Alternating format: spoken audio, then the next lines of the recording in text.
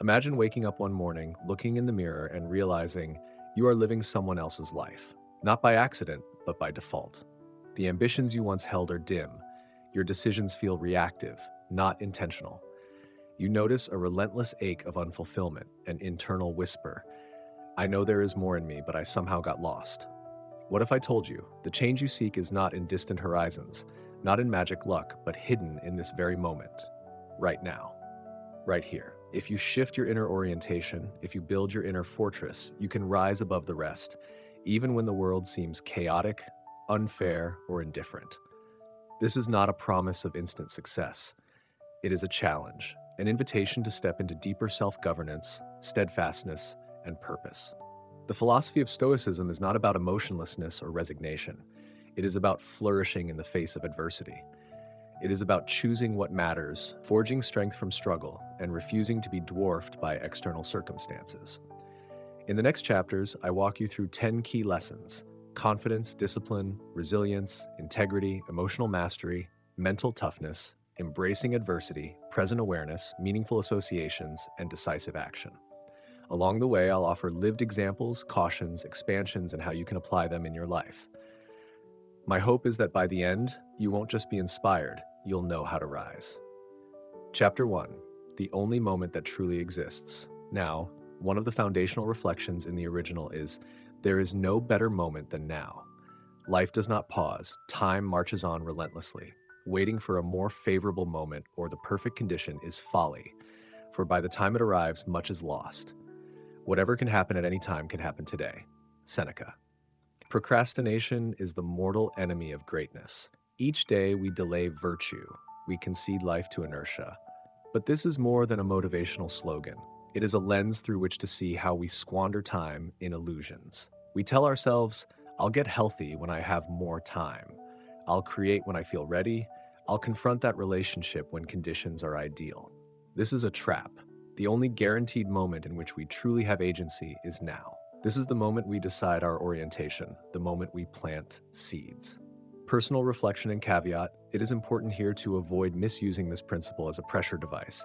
If you're not perfect now, you're failing. That destroys psychological safety. Instead, the mindset is, accept where you are, act now, improve later. No perfect prerequisite. In practice, choose one small act you can do now within the next hour that edges you toward your ideal self. Maybe a brief journaling reflection, a 5-minute meditation of presence, sending an important message, or drafting an outline of a life vision. By acting in that moment, you resist the tyranny of delay. Chapter 2: Identity. First, then action. The video cites Epictetus. First say to yourself what you would be, then do what you have to do. This is not a cosmetic trick, it is a deep methodology. Becoming precedes doing, and your identity must inform your actions. Too often, people begin with goals. I will build a business, I will lose weight, I will write a book.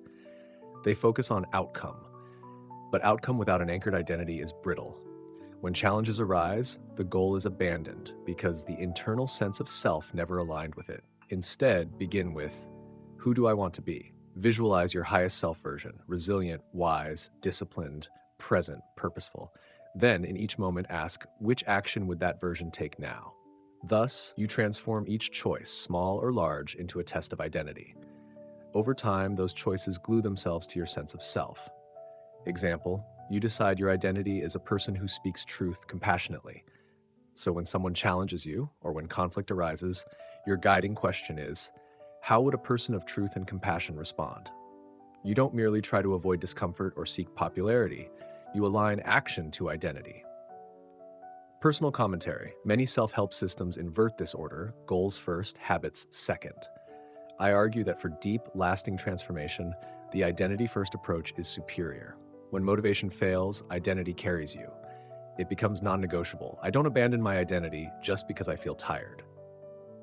Chapter 3: Stoicism as active engagement, not passive resignation. A recurring misrepresentation of Stoicism is that it means quiet submission, detachment, or suppression of emotion. The video rejects this caricature, positioning Stoicism as a virtuous engagement with life's storms. Stoicism doesn't say, nothing matters, accept everything. Instead, it invites you to bring your best virtues, wisdom, courage, justice, temperance, to bear, regardless of external chaos. It doesn't withdraw from action. It filters it through an internal compass.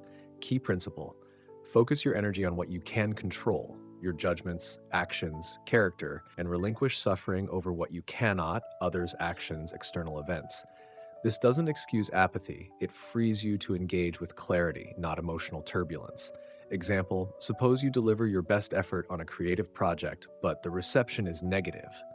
A Stoic response isn't to be indifferent, as if nothing cared, but to separate what you could control, your effort, integrity, your response to criticism, from what you cannot, others' responses. You continue forward, learning and adjusting. My view: many modern seekers are caught in emotional oscillations, crush of elation, pit of despair, because they treat outcomes as identity stakes. Stoicism encourages detaching your emotional self-worth from outcomes while still caring deeply about the process. Chapter 4, Lesson 1, Building Unbreakable Confidence. Confidence in the Stoic sense is not swagger or hubris. It is steadfast self-trust rooted in integrity and repeated small successes. Components of this confidence: inner trust. Confidence emerges when you believe you have the internal capacity to handle life's uncertainties. Small wins. You build confidence through incremental victories, no matter how small. Each success reinforces your belief in your principles.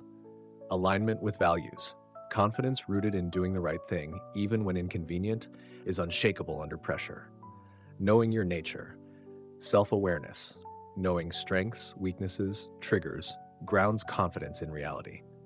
The video quotes Marcus Aurelius: "Dig deep within yourself, for there is a fountain of strength always ready to flow if you will only keep digging."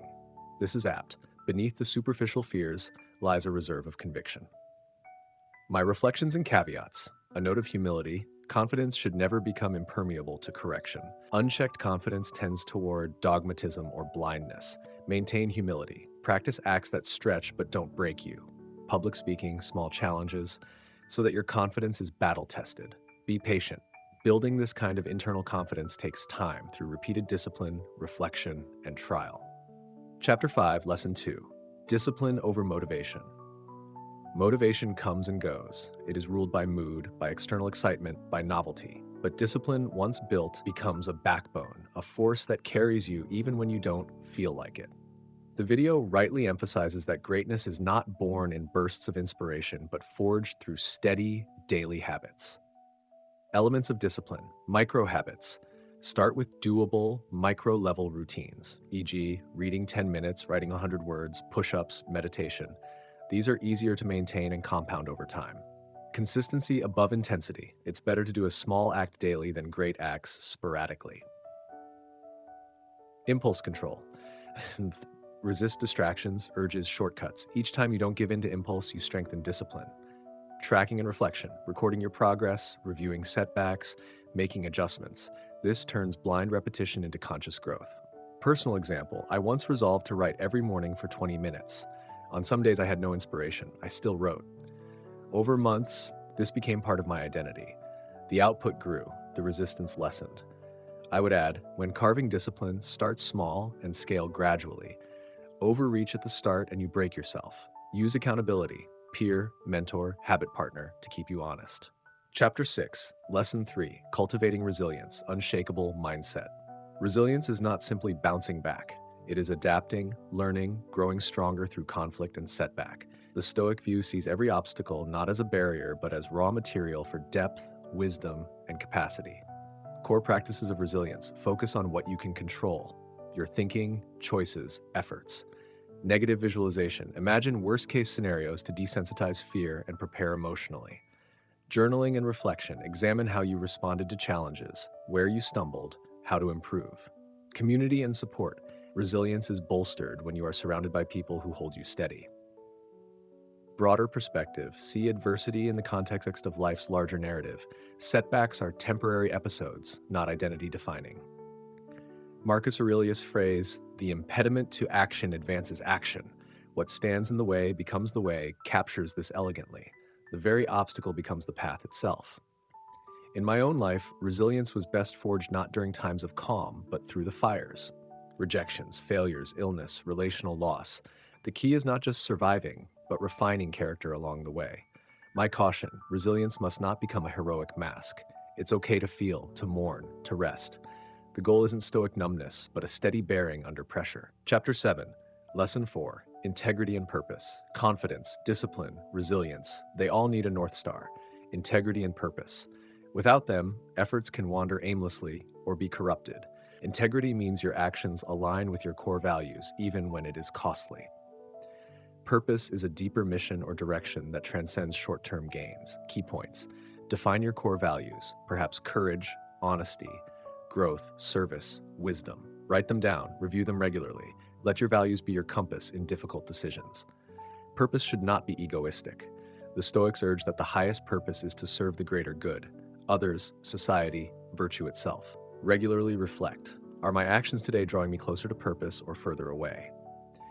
In practice, when faced with a trade-off, money versus ethics, comfort versus growth, popularity versus truth, integrity is the touchstone. Measuring small decisions by whether they align with your values is more reliable than chasing external metrics. My perspective. In modern culture, purpose is often sold as an external mission. Build company, get fame. But if purpose is not anchored in lasting values, it will bend with popularity or pressure. My suggestion, build your purpose from inner vision, not external validation. Chapter 8, Lesson 5, Emotional Mastery, not suppression. One of the core barriers to effective living is being ruled by emotions. Too often, we react impulsively, then regret. Stoicism teaches not suppression, but awareness and wise response. Tools and mindset. Labeling. When an emotion arises, say, I am experiencing anger, rather than I am anger. This cognitive distancing helps you not be submerged. Pause before reaction. Delay your response when emotional, let reason catch up. Observe origin. Reflect. What triggered the emotion? What belief? What expectation? This gives you insight into mental patterns. Emotions as signals. See them not as commands, but as data points. They tell you something about underlying values, desires, fears. Breathing, grounding, reflection. Use breathing exercises, short meditative pause to calm reactivity, regain perspective. As the video cites, it's not what happens to you, but how you respond that matters. The same event may provoke destruction in one person, insight in another because of emotional governance. My reflection, emotional mastery is a lifelong practice. You will still feel pain, frustration, loss. The aim is not arid stoicism, it's emotional strength. I encourage building small emotional workouts, responding to mild disappointments intentionally to train the muscle. Chapter 9, Lesson 6, Mental Toughness. Mental toughness is the capacity to remain steadfast under internal and external pressure. It is a fortified mindset that can endure stress, doubt, and resistance without crumbling. Key components. Voluntary discomfort. Deliberately take on discrete forms of hardship, fasting, cold showers, physical exertion, to remind yourself you can endure.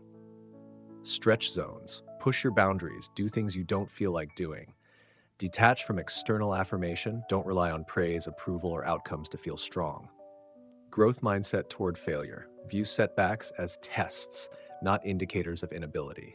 To paraphrase Marcus Aurelius, you have power over your mind, not over external events. Realizing that gives you strength. I've found mental toughness built not in calm, but through print fires. When fatigue is high, deadlines looming, uncertainty pressing. What matters is not whether you succeed instantly, but whether you maintain composure, learn, and continue forward. Caveat, don't mistake toughness for cruelty towards self. You must balance toughness with self-care and wisdom.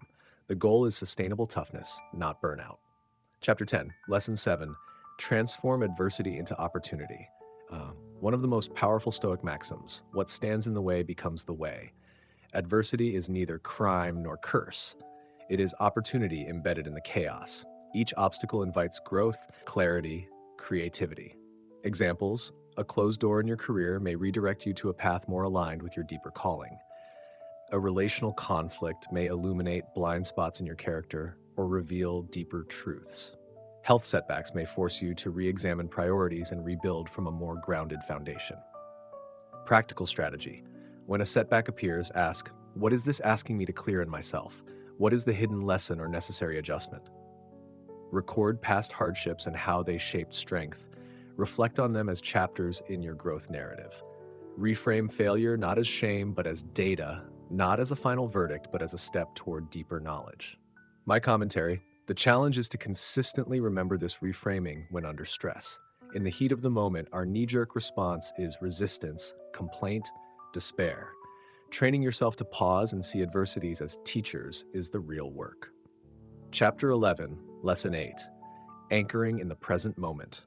Much suffering comes from living in memory or imagination, regret about the past, anxiety about the future. The Stoics repeatedly return us to the present. This moment is the only real one. Living fully now means sharpening attention to what you are doing, sensing, choosing in this moment. Grounding in your physical sensations, breath, environment. Letting past mistakes serve as lessons, not anchors. Let future plans guide, not torment. Embracing gratitude for what is, without clinging to what is not. Practical exercises: mindful breathing or short pause and sense breaks. Mindful walking, eating, doing simple acts with attention. Gratitude journaling for small things in the present. Why this matters: when you are truly present, you bring fuller energy to what matters. Distractions, regret, fear lose their grip. I reflect, in my own life, the greatest regrets arise when I drifted away from the moment, scattered mind, distracted conversation. The remedy is always return to the now. Chapter 12, Lesson 9, Choose your circle wisely. Surround yourself with excellence. You become a mirror, a compound of those you spend time with.